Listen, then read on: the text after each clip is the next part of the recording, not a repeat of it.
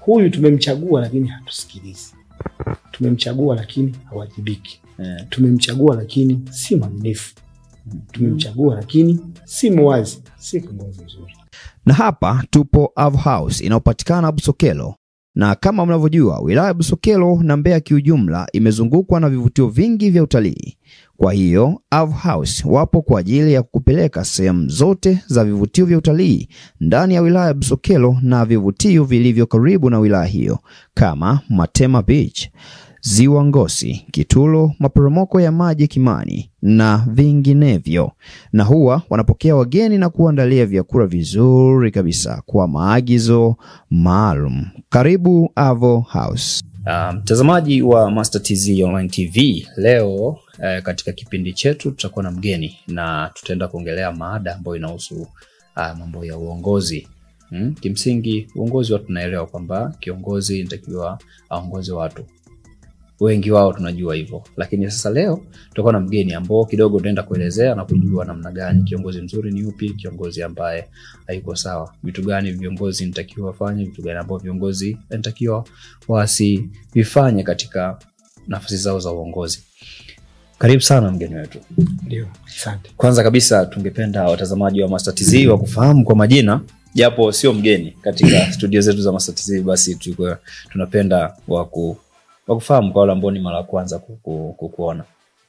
Naam, mimi kwa jina naitwa Baraka Dickson Monans, maarufu sana kwa jina la Kwele, lakini pia kwenye mitandao ya kijamii Jicho la Fundi.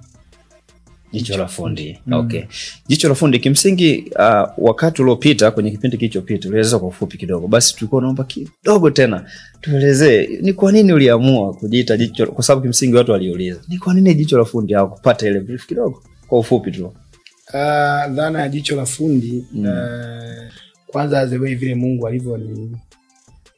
alivyoniweka au alivyoniumba, jinsi nilivyo, muonekano wangu mitaani, mashuleni watu walikuwa wanapenda tukiwa watoto, hata katika makuzi, hata sasa hivi na baadhi ya watu nadhani kuwa wanaenda nje ya maadili, wakati mwingine sio kosa sana, lakini pia sio haipendezi.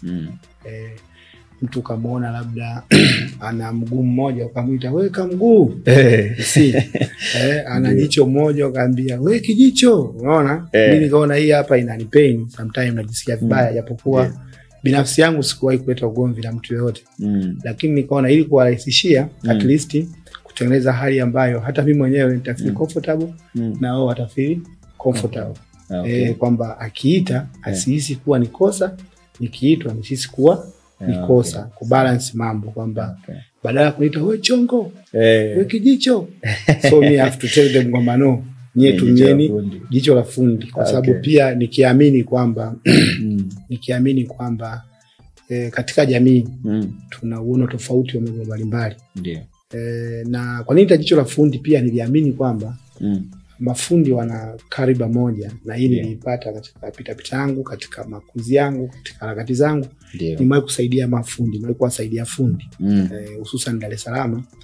Kuna mafundi, kuna wakati fulani akitaka kunyosha kitu anabonyeza jicho moja ili anyoshe automatically, nipo hivyo, umeona, na jicho moja. Lakini pia huwa ni mtu ambaye anapenda mambo yanyoke, yani kuweka vitu bayana, vitu vinyoke pasipo kujalisha kwa vina matokeo gani, yawe hasi kwa upande wa pili au chanya au yatanikarimu kiasi gani, atahisi kwa nina wajibu wa kufanya vitu viende sawa, japo kwa nafasi yangu nilionayo. Kwa maana kichukua mazingira ya maumbile jinsi nilivyo, na idea zangu ninavyoona, jinsi ninavyopenda, napenda mambo ya weje, Jicho la Fundi itakuwa sawa. Kwa ndo mwanzo wa hivyo. Okay. Sawa. Na mimi mtazamaji wetu umepata kujua angalau kwa ufupi, lakini japo kuwa hiyo so mada kwa leo hii kwenye meza yetu ya Master TZ tuna mada ambayo inahusiana na mambo ya uongozi. Tunataka tujue kidogo kuhusiana na mambo ya uongozi, watu wajue. Tunavyoongelea tunasema huu ni uongozi mzuri au huyu ni kiongozi mzuri. Wewe kama Baraka unaelewa nini kwa upande kama huo? Mimi uongozi mzuri na upima sana kwenye mrejesho. Sijua labda kwa lugha ya Kiingereza unasema sio labda turn up au returns, na kwamba kile unachokifanya kinarejeshwa, mrejesho wake ndio unakupendeza kwa namna gani wewe kama wewe, ukiwa kama wewe kiongozi wa wewe kinakupendeza kwa namna gani? Si unaweza ukawa unakunywa labda pombe baada ya kunywa pombe unajionaje? Ukikunywa pombe asubuhi unasema nina hangover na nini, unajionaje? Tathmini yako baada ya kunywa pombe unakuaje? Huyu anavuta bangi, baada ya kuvuta bangi anakuaje? Kama kinakupendeza, so you are kiongozi mzuri. Lakini kiongozi pia katika level ya familia, tutasema labda baba. Baba anaongoza familia, vipi mrejesho haya anayoyafanya unakuaje? Unaipendeza familia?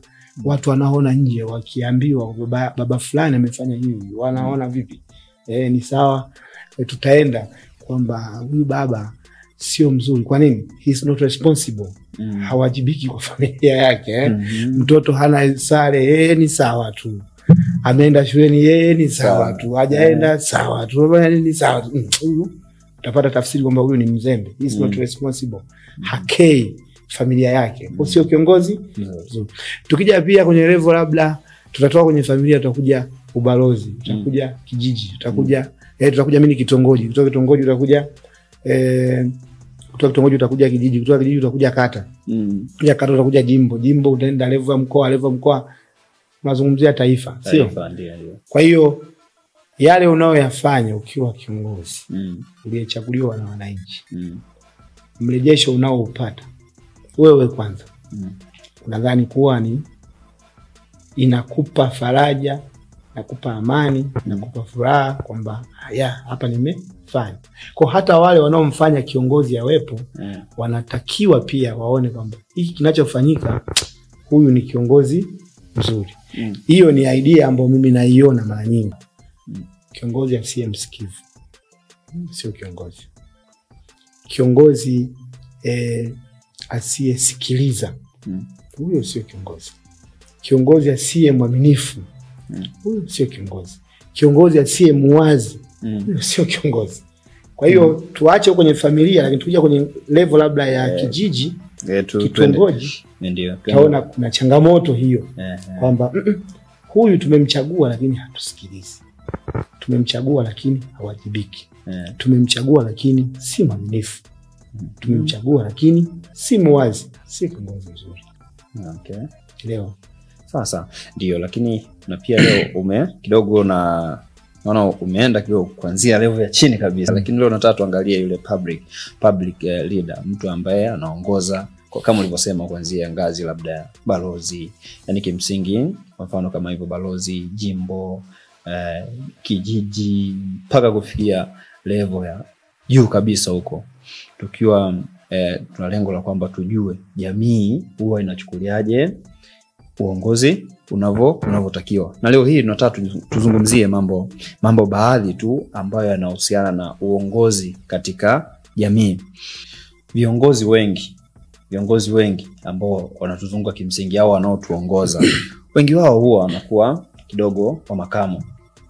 Na ni vijana wachache sana ambao wanajihusisha kwenye mambo ya uongozi hizi ngazi labda serikali au ngazi za juu kidogo. Hivyo nafikiri ni kwa nini? Unahisi ni kwamba vijana wenyewe hawataki kuwa viongozi au wazee ndio huwa wapo kwa ajili ya kuongoza? Kwa bahati nzuri sana naweza nikawa mimi nina utofauti kidogo. Ninafikiri tofauti kidogo katika dhana ya uzee, ujana, kuhusiana na uongozi. Lakini inapokuja kuhusu swala la uongozi sasa, pia kuna dhana pia nyingine tofauti. Nakuja hapa ulipofikia umri wa huyu unatosha.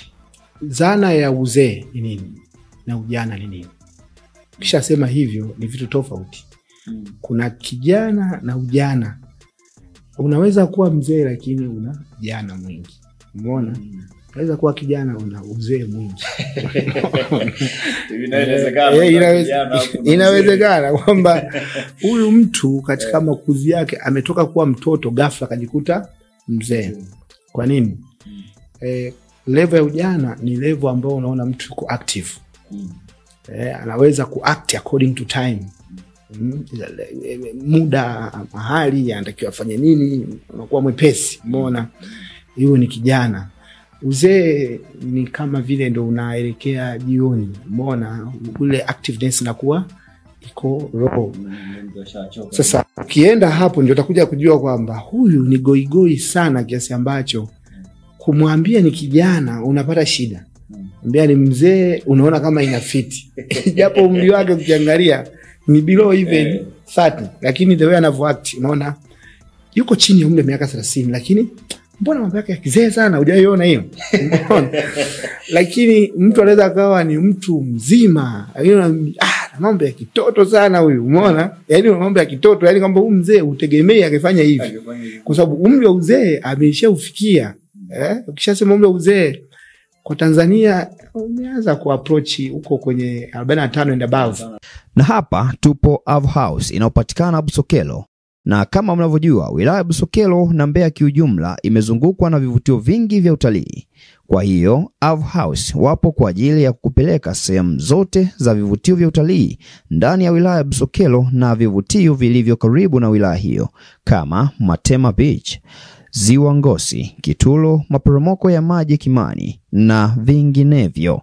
Na huwa wanapokea wageni na kuandalia vyakula vizuri kabisa kwa maagizo maalum. Karibu Ave House. Kitendo cha kijana kutokujua kwamba mimi nafaa kugombea mwenyekiti wa kitongoji, mimi nafaa kuwa mwenyekiti, mimi nafaa kuwa diwani, that means act kulingana nani na jinsi alivyo, unaona? Kwa anakti uzee, anakuwa goigoi yani. Anaona yeye yani ni sawa tu. Kuona mzee kastaafu walimu huko kachukua hela zake za mafao, anataka udiwani, sawa. Kaona mtu kastaafu huko si alikuwa anafanya serikali kuu, anataka ubunge, sawa. Lakini hajui kwamba sheria sisi ya kwetu kwa maana ya katiba ya Jamhuri ya Muungano wa Tanzania mwaka 1977 ibara 67(1)(a) inatoa sifa, umeelewa? Inatoa sifa ni nani anapaswa kuwa ana haki ya kugombea nini nafasi za uongozi. Kwa asilimia kubwa nimeona hata hizi level za chini kwambia miaka 21 na kuendelea kwa mujibu wa katiba yetu sisi. Kwa hiyo miaka 21 tayari wewe unaweza kugombea ubunge, wewe unaweza kugombea udiwani, uwenyekiti, udiwani, uwenyekiti wa kitongoji, uwenyekiti wa kijiji, achia huko kuwa rais ambako kuna sifa pia tofauti kwa maana ya kwamba umri. Sikumbuki ilikuwa mwaka 2015 niligombea udiwani. Niligombea udiwani. Lakini changamoto iliyokuja kutokeza ni kwamba wale wanaopaswa kutufanya kuwa ugombee sasa upate hiyo nafasi ya kugombea udiwani wanaenda kwenye vigezo gani? Anakuambia hajaoa. Kwa sisi Wanyakyusa akamwegi. Sasa mimi nilikuwa najibu na waambia mimi sijaoa kweli, lakini ukinichagua you are creating opportunity. Tunaweza nafasi. Mimi nitakuwa diwani. Nitaoa ndani ya kata yetu. Kwa mtoto mmoja katika hii kata ataolewa na diwani. Umeona? Lakini 2020 pia nilikuja nikagombea ubunge. Shika diwani 2015 nimeshika nafasi ya pili kwenye level ya chama lakini.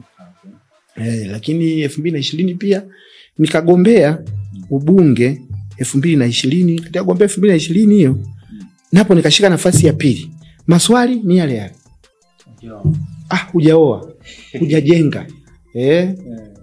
Sasa unafikiria katika sifa ambazo zipo za kikatiba, je, kuoa au kutokuoa ni sifa? Kwamba unayegombea udiwani huo umeoa? Unayegombea ubunge huo umeoa? Zipo hizo sifa? Au wenyekiti huo umeoa? Zipo hizo. Unakuja wale wanaosema huo umeoa, ukienda mbele zaidi wanataka nini? Wanachokitaka wao wanasema tutakapokuja tuna shida, tutakukuta wapi? Umeoa hujajenga na nini? Lakini unaona kwenye sifa za kunani wanataka huo umejenga. Sijui umenielewa? Hizo sifa ni sifa binafsi ambazo wanazicreate. Remember, huo umri kwa asilimia kubwa sana nchini wengi wanakuwa wametoka vyuoni, wametoka kumaliza vyuo, hayo masuala ya kujenga, anakuwa amejenga amepata wapi hiyo fedha ni mwanafunzi. Lakini pia ni umri ambao mtu bado ndo kama unafikiria kuoa na nini vitu kama hivyo. Mtu anakuuliza hujajenga, una nyumba, unaona kama anaongeza sifa ambazo kimsingi hazipo.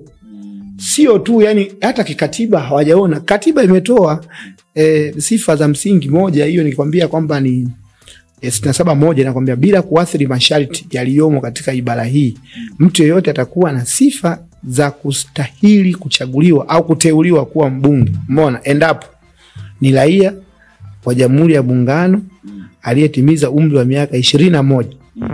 Kwa hiyo mimi nikiwa na 27 maana yake nilikuwa na miaka 6 zaidi. Umeona? Na ambaye anajua kusoma na kuandika katika Kiswahili na Kiingereza. Sasa hapa ina depend. Sababu unaweza ukawa darasa la 7 unajua kusoma na kuandika. Unaweza ukawa form 5 au naamini una level ya form 6 soma na kuandika. Form 4 soma na kuandika. Sasa tukienda mbele zaidi pia huko tutajua kwamba je, kusoma na kuandika tu ndio inatosha? Kama mnaangalia kuoa, kusoma na kuandika mnaona kuwa ni tatizo na pia. Unaona?